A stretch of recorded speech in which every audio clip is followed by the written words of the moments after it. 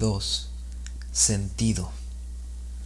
La psicología de Viktor Frankl se espanta ante la falta de sentido. Habiendo sobrevivido a varios campos de concentración y habiendo perdido a su esposa e hijo en uno de ellos, Frankl encontró en el sufrimiento una posible fuente de sentido. La deshumanización a la que había sido reducido no echó a perder la luz de su humanidad que el sentido todavía le reservaba. El sentido fue lo único de humanidad que le quedaba. Fue literalmente lo que lo mantuvo vivo. El sentido es fuerza vital. Su falta absoluta es neurosis. Frankl inaugura la tercera escuela de psicoterapia vienesa advirtiendo la quiebra del sentido en la sociedad contemporánea. Cada época tiene sus neurosis y cada tiempo necesita su psicoterapia. En realidad, hoy no nos enfrentamos ya, como en los tiempos de Freud, con una frustración sexual, sino con una frustración existencial. El paciente típico de nuestros días no sufre tanto, como en los tiempos de Adler, bajo un complejo de inferioridad, sino bajo un abismal complejo de sentido, acompañado de un sentimiento de vacío, razón por la que me inclino a hablar de un vacío existencial. La dictadura emocional no se corresponde con un afianzamiento del sentido. Los sentimientos y las emociones pululan por doquier. La política, la publicidad, la farándula, los medios apelan sin descanso a ellos. Pero no puede decirse lo mismo del sentido. Los sentimientos y las emociones no resultan tan suficientes para cubrir el vacío existencial. La emoción que hoy se siente puede desaparecer mañana. Por eso la emoción no arraiga una vida en una narrativa coherente, porque no es capaz de hacer de hilo conductor entre un origen, un derrotero y un destino cargado de sentido. A diferencia de las meras emociones, el sentido se inscribe en la conciencia a través de procesos intelectuales, herencias culturales, experiencias reflexivas. Uno halla sentido cuando conecta distintas experiencias, tanto individuales como sociales, e ideas en una estructura narrativa coherente que estabiliza el devenir de la vida, que da lugar a pautas de acción más o menos coherentes y que da brillo a una moral capaz de distinguir con nitidez suficiente lo bueno de lo malo. Por esto, el sentido no es impulsivo, sino reflexivo. No es efímero, sino duradero. No es sensual, sino narrativo. El sujeto piensa sobre sí, se detiene en la búsqueda de las relaciones que existen en sus acciones, sus objetivos, sus deseos, su existencia tanto individual como social. El sentido es una narración, y la narración es la capacidad del espíritu para superar la contingencia del cuerpo. El sentido se ubica por ello también más allá de la razón instrumental. Es más que el cálculo costo-beneficio, que no es narrativo sino aritmético. A través del sentido se abandona la mera vida, la vida puesta en modo automático. Frankl subraya que no importa lo que esperamos de la vida, sino que importa lo que la vida espera de nosotros. Esto es un claro llamado a la acción. La vida espera algo de nosotros, y ese algo dota de sentido a nuestra vida y la mueve hacia su fin. El individuo se abre a lo que está fuera de sí mismo. Deja de ser idiota cuando encuentra sentido, puesto que supera una vida meramente material y ensimismada. Al revés, cuando se esperan cosas de la vida, uno se vuelve totalmente pasivo, porque siente que la vida le debe cosas a uno. De esta forma, uno se hace caprichoso, hombre masa, menor de edad. Son la sociedad y el Estado los que, ocupando el lugar del padre y la madre, le deben a uno su sentido y su felicidad, a través de la gratuidad de las cosas y una vida burocratizada. La estatolatría actual y el escape de la responsabilidad individual son síntomas de la profunda falta de sentido que acecha a la sociedad adolescente. Desde la sociología, Berger y Luckmann trabajaron el asunto del sentido. Ellos entendieron precisamente que el sentido es conciencia del hecho de que existe una relación entre las varias experiencias. Las varias experiencias pueden generar esquemas de acción, sistemas morales e instituciones. La relación, que es ante todo una actividad intelectual, es la operación fundamental que da lugar al sentido. El sentido es la narración de las relaciones de la experiencia. Ahora bien, la acción de corto plazo puede incorporarse a un esquema de largo plazo en la medida en que esas relaciones que dan forma al sentido mantengan cierta continuidad a lo largo del tiempo y del grupo social. El sentido de la vida depende en gran medida de esta cierta continuidad. Un sentido de la vida que es una cosa hoy y otra mañana resulta absurdo.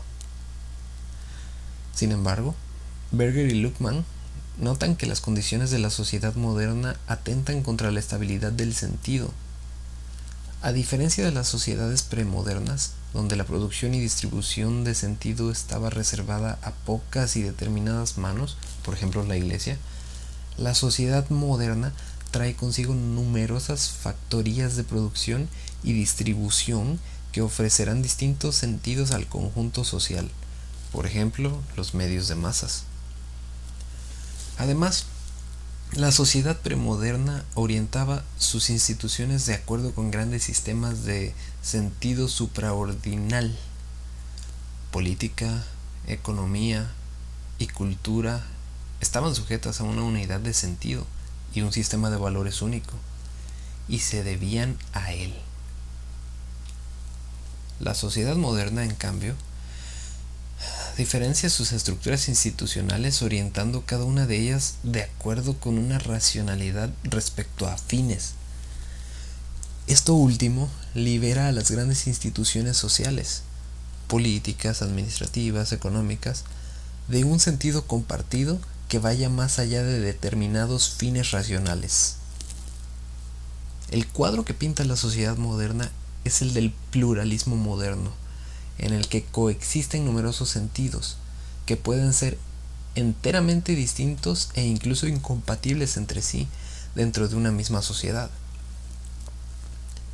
La incompatibilidad no representa a priori un problema, porque el sentido ha sido privatizado, y la única condición para la coexistencia se llama tolerancia, transformándose ésta en el único valor supraordinal compartido en pie. Pero ¿resulta suficiente la tolerancia para dotar de sentido a una vida? Berger y Luckmann ofrecen una respuesta negativa.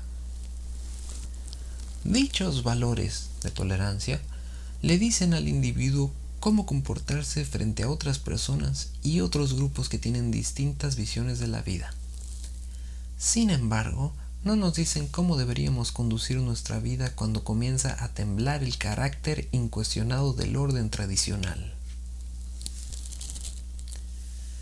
La modernidad libera al individuo de los sentidos fuertes de la tradición y la religión. Estas narrativas ampliamente compartidas establecían creencias, normas, valores, roles y expectativas sociales que asignaban a los individuos papeles nítidos en el conjunto social. Los guiones, por así decirlo, venían dados. Pero el fin de la sociedad tradicional borra en gran medida esos guiones. la vida queda abierta a la indeterminación del sentido. Cada uno debe construir su sentido, escribir su propio guión, buscar la felicidad, como dirán los padres fundadores de los Estados Unidos en la Declaración de Independencia. Comienza así una denodada búsqueda del sentido, más allá de la tolerancia, allí donde antes el sentido venía en gran parte dado de antemano. Con todo, los tiempos modernos encontrarán en las ideologías un sustituto para la religión. Las ideologías han conferido dosis fuertes de sentido al individuo moderno. Sus narrativas teleológicas procuraron establecer incluso un orden para el desarrollo histórico. La historia va hacia algún lugar en concreto, imaginado, dependiendo del caso, como liberación del hombre gracias al desarrollo de las luces, como fin de todas las dominaciones de clase gracias a la revolución proletaria engendrada por el capital, o como realización material y superación de la pobreza gracias a la expansión de la sociedad mercantil. La historia tiene un sentido, no está a la deriva. El individuo podía concebirse como sujeto de esta narrativa. El sentido de su vida podía inscribirse en esa historia de progreso. En muchos casos se intentó recrear el paraíso en la tierra. Las sagradas escrituras y las encíclicas papales fueron reemplazadas por los manifiestos y los panfletos de los ideólogos. Hubo mártires y santos laicos por doquier. Los tiempos modernos tocan a su fin en eso que se ha empezado a llamar posmodernidad, al menos desde la década de 1970. Las grandes ideologías modernas que Jean-François Lyotard denomina grandes relatos han experimentado también una crisis fulminante. Para Lyotard, nuestros tiempos posmodernos deben definirse precisamente como aquellos en los que dominan los pequeños relatos. La liberación de la mayoría de la humanidad que componía la clase trabajadora ha sido reemplazada por la liberación del travesti. La liberación del hombre a través de las luces ha sido aplastada por el dominio del algoritmo, los procesadores informáticos y la inteligencia artificial. El desarrollo del capitalismo de libre mercado ha sido sacudido por los capitalismos estatizados y autoritarios, y la ética protestante que lo acompañaba y le otorgaba un sentido trascendental, hace tiempo que fue reemplazada por una estética del consumo, inmanente. Nuestros tiempos son los de pequeños relatos. Las narrativas de liberación universal se hacen añicos y son reemplazadas por una multiplicidad de causas particulares. Lyotard advierte que las diminutas narrativas de los tiempos actuales han perdido el peso específico de antaño. La función narrativa pierde sus functores, el gran héroe, los grandes peligros, los grandes periplos y el gran propósito. Se dispersa en nubes de elementos lingüísticos, narrativos, etc., cada uno de ellos vehiculando consigo valencias pragmáticas sui generis. Cada uno de nosotros vive en la encrucijada de muchas de ellas. No formamos combinaciones lingüísticas necesariamente estables y las propiedades de las que formamos no son necesariamente comunicables. En el fondo de la escena, el nihilismo y el hedonismo se extienden sin cesar. El individuo posmoderno se inserta en un mundo que, en un nivel social, carece de sentido. Era de la posmoralidad. El único acuerdo que existe sobre la ética consiste en decir que cada uno tiene la suya propia. Era de la posverdad. Sobreviene una indiferencia abrumadora respecto de la importancia de la verdad encubierta bajo la idea, mal interpretada, de que no existen hechos, solo interpretaciones. Era posfáctica. Surge una apatía hacia la realidad e incluso una anestesia para la realidad. La realidad incluso sucumbe al simulacro. Era de las identidades posnacionales y posclasistas. Ni la patria ni el trabajo, que se disputaron la lealtad de los grupos sociales a lo largo del siglo XX, creando encendidas narrativas para ellos, otorgan hoy un sentido identitario fuerte a la mayoría de los individuos. Era del poshumanismo. Nuestros tiempos dudan incluso de que el hombre tenga algo de especial y, al revés de lo que hicieron los cultores del proyecto moderno, quitan al hombre del centro del mundo. Hallar el sentido de la propia vida en una era como esta no es tarea sencilla.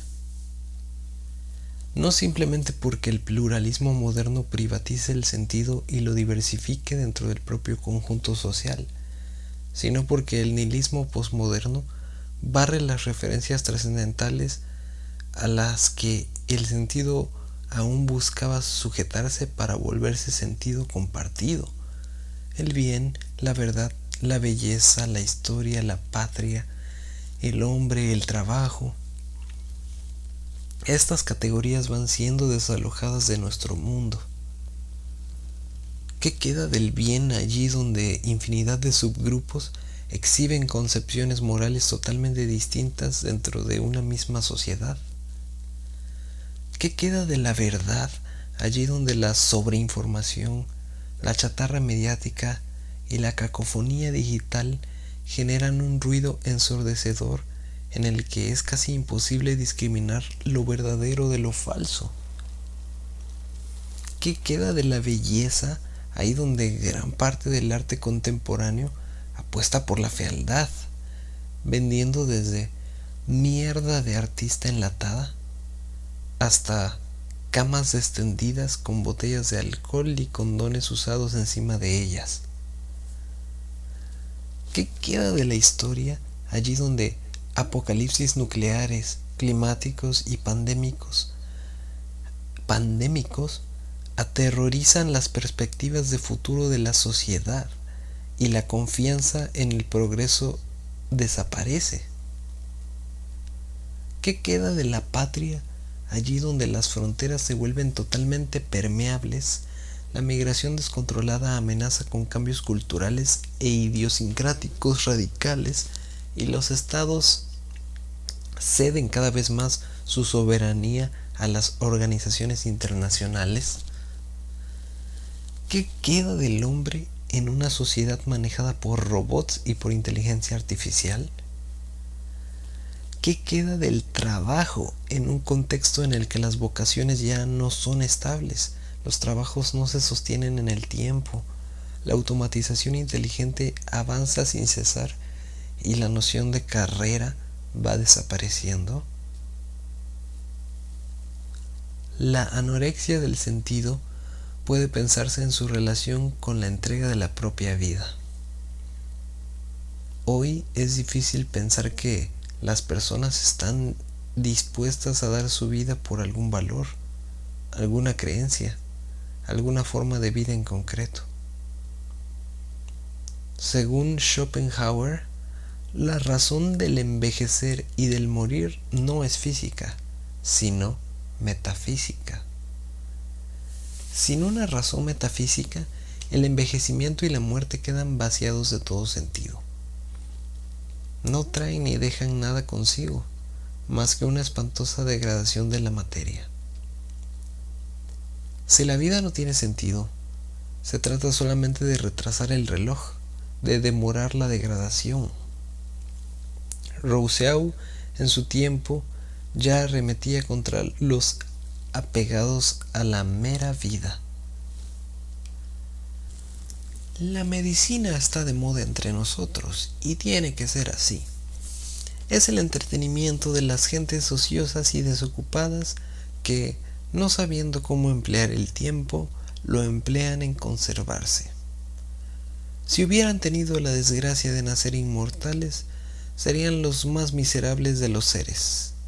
Una vida que no tuvieran jamás miedo de perderla, tampoco tendría para ellos valor alguno. Esta gente necesita médicos que los amenacen para halagarles y que les den cada día el único placer que son capaces de apreciar, el de no estar muertos. Tal vez sea una paradoja que el grado de miedo a la muerte sea directamente proporcional a la falta de sentido de la vida. La sujeción a la mera vida es lo propio del esclavo, según Hegel. En la célebre dialéctica del amo y del esclavo que el filósofo alemán compone, dos hombres se enfrentan en una lucha a muerte, pero uno de ellos termina reducido a la esclavitud porque escoge ser un esclavo vivo antes que un hombre libre muerto. Su instinto de supervivencia, podría decirse, es más fuerte que su sentido de la libertad. En esta relectura podríamos agregar además que su sentido de la vida es en general muy pobre, y por eso escoge aferrarse a una vida vaciada de sentido, reducida a vida animal, tal como ocurre con la esclavitud, antes que aceptar su final. También Hobbes encontrará en el miedo a morir el fundamento de sumisión absoluta que impone el Estado moderno. Tanto la soberanía por adquisición como la soberanía por institución se ponen en relación con el miedo a morir. Locke, que atenuará este poder absoluto, no perderá, sin embargo, de vista que el hombre en estado natural y libre está acechado por miedos y peligros constantes, y que por eso mismo desea unirse en sociedad. Ese monstruo que es el Leviatán se hace con la mera vida de los individuos a cambio de seguridad. El miedo a las terribles muertes de la guerra, de todos contra todos, constituye la sociedad política hobbesiana, que en muchos sentidos continúa siendo todavía hoy la nuestra. Y es exactamente ese mismo miedo el que continúa exigiendo, sea en forma de guerra de todos contra todos, o bien de contagio de todos contra todos, una sumisión y un sometimiento cada vez más absoluto al Leviatán. Hasta los organismos internacionales hoy reclaman más poder global recurriendo al miedo. No es ya la virtud ni el bien común, sino el miedo, el que está en el corazón de la política moderna y contemporánea. Y los enemigos de Occidente, que basan su existencia política en otras narrativas muy distintas, tienen plena conciencia de ello. Digámoslo de una vez, lo que más nos impacta del terrorismo islámico no es tanto que quiten la vida a una innumerable cantidad de seres humanos, sino que estén dispuestos a quitarse la vida a sí mismos. Impacta su voluntad de entregar la vida, porque nuestra gente hace rato que no tiene nada que valga más que la mera vida. No se trata de quitar la vida, sino de entregarla. Nuestras potencias, armadas con drones a control remoto, también quitan la vida a una innumerable cantidad de seres humanos, pero lo hacen desde la seguridad de una computadora. En el marco de la Guerra del Golfo, Philip Murray ilustró bien la destrucción del sentido contemporáneo en Occidente, interrogándonos con un sarcasmo doloroso. Pudimos ver muy bien el mes de febrero pasado, en el desierto de Kuwait, a los soldados iraquíes que se rendían con la bandera blanca en mano y el Corán en la otra. ¿Con qué se hubiera rendido un soldado occidental? ¿Su número de la seguridad social? ¿Un DVD? ¿Su carta astral? ¿Una hamburguesa con queso? ¿Todas esas cosas juntas? No solo en la caída de las grandes ideologías modernas y en la crisis de los trascendentales hallamos ejemplos de la crisis posmoderna del sentido. También encontramos un síntoma claro en lo que Byung-Chul Han ha llamado la desaparición de los rituales. Nuestra sociedad carece hoy de rituales. Los símbolos cargados de sentidos fuertes también escasean. Incluso imaginar la rendición del desierto de Kuwait resulta difícil, más aún pensar con qué objetos simbolizaríamos tal rendición. Es que los rituales y los símbolos son prácticas y elementos sociales cargados de sentido comunitario. Allí donde no hay sentido compartido, el ritual y el símbolo pierden toda eficacia. Esto resulta especialmente importante para el tema de este libro, porque las etapas de la vida de los individuos han sido siempre separadas por rituales. El servicio militar en los jóvenes, el matrimonio en las mujeres, el bautismo de los infantes, etc. Alain Badiou remarca que joven significaba el que no fue iniciado. Así, es esperable que la sociedad adolescente pierda progresivamente sus rituales. Al estar desdiferenciando las etapas de la vida, no tiene necesidad de rituales. No hay nada que iniciar, nada que separar, nada que simbolizar y nada necesita recibir sentido de la comunidad, pues ella misma ya lo ha perdido. En los rituales, el input coincide con el output. El sentido compartido por la comunidad es la condición de posibilidad del ritual, pero también es su resultado. El ritual expande el sentido, lo renueva y agudiza. Es un círculo virtuoso, pero allí donde ya no existe este sentido compartido, el ritual no puede empezar y el ciclo se detiene por completo. Estudiando la desaparición de los rituales, Han llega incluso a entrever el problema de la edad. Los rituales configuran las transiciones esenciales de la vida. Son formas de cierre. Sin ellos, nos deslizaríamos de una fase a otra sin solución de continuidad. Así es como hoy envejecemos sin llegar a hacernos mayores. O nos quedamos en consumidores infantilizados que no madurarán jamás. Perder el sentido equivale a deshacerse de las narraciones, de las jerarquías y de los trascendentales que ordenan las cosas de la vida. Todo sentido recibido hoy se percibe como opresión. En un mundo narcisista y subyugado por el idiotismo, recibir algo del pasado equivale a inautenticidad. Aunque en realidad basta darse una vuelta por TikTok para conocer la verdadera falta de autenticidad mezclada con un narcisismo enfermizo. De esta manera, hoy se empuja al individuo a encontrar su propio sentido, pero se lo priva de la materia prima necesaria para empezar de una historia compartida y del acervo común de sus antepasados. No recibe nada significativo, ni de Dios ni de la historia. El individuo tiene que crear un sentido ex nihilo, de la nada, y esto hace que uno vaya a los tumbos, sin direcciones claras, chocando con las propias experiencias que no llegan a formar narrativas consistentes. El imperativo actual de probarlo todo refleja bien esta carencia. La vida no encuentra otro sentido más allá de vivenciar todo lo que pueda en el poco tiempo que dispone. Los criterios de lo que se debe vivenciar son siempre los mismos. Jamás se ha celebrado tanto la diversidad, pero jamás la gente había sido tan igual en todas partes.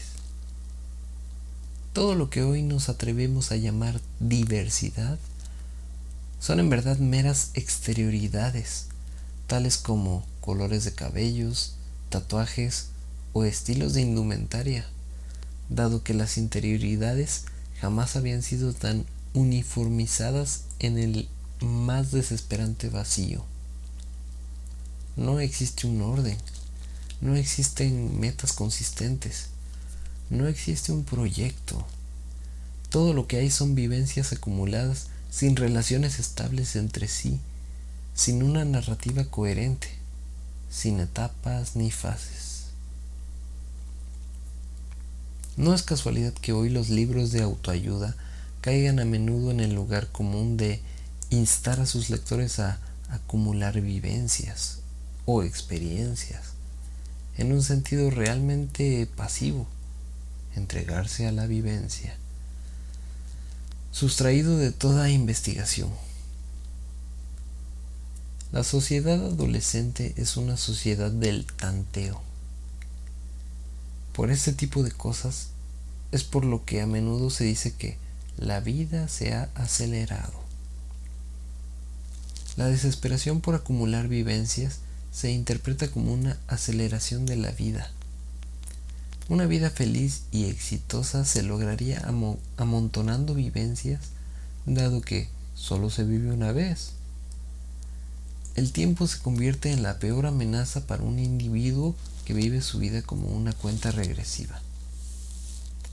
No obstante, esta desesperación por sentirse vivo a través de las cosas que se experimentan no significa tanto una aceleración como una falta de sentido. La acumulación de vivencias es una operación cuantitativa. La narración es una operación cualitativa.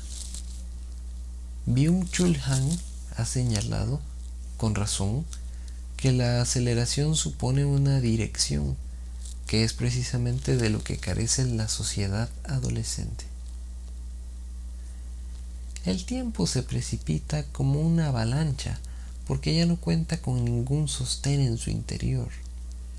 Cada punto del presente, entre los cuales ya no existe ninguna fuerza de atracción temporal, hace que el tiempo se desboque, que los procesos se aceleren sin dirección alguna, y precisamente por no tener dirección alguna, no se puede hablar de aceleración. La noción de que el tiempo se acelera es inexacta. Lo que ocurre es que ha perdido sentido. En realidad no se trata de una verdadera aceleración de la vida. Simplemente, en la vida hay más inquietud, confusión y desorientación. En el pasado, el tiempo se sostenía en los planes de Dios y luego en el proyecto del hombre. Ambos sostenes generaban narrativas compartidas, cargadas de sentido, que disipaban la inquietud, la confusión y la desorientación. Hoy, el individuo ha quedado liberado tanto de un creador como de una historia. También se ha liberado de su sexo, de su patria, de su cultura e incluso de su familia. Ya no tiene certeza ni siquiera de si es un hombre o una mujer, y si la tiene, no cuenta con ninguna orientación sobre cuáles son sus roles masculinos o femeninos. En la era de la liberación, casi cualquier aspecto de la vida que no resulta de una elección directa se interpreta como opresión. Así, incluso nos han liberado del sentido, pues es imposible crearlo por completo desde cero y sin referencia al entorno social. Lo único que no está sujeto a elección, sin que casi nadie proteste, es el pago de impuestos y la pleitesía del Estado. De esta manera, el individuo se ha quedado solo con un nudo de emociones y deseos que deben satisfacerse en la acumulación de vivencias. Y lo que es peor, se ha quedado solo en una relación inmediata con el Estado o con el mercado, en un mundo cada día más gobernado y, a la vez, competitivo. desprovisto de cuerpos intermedios.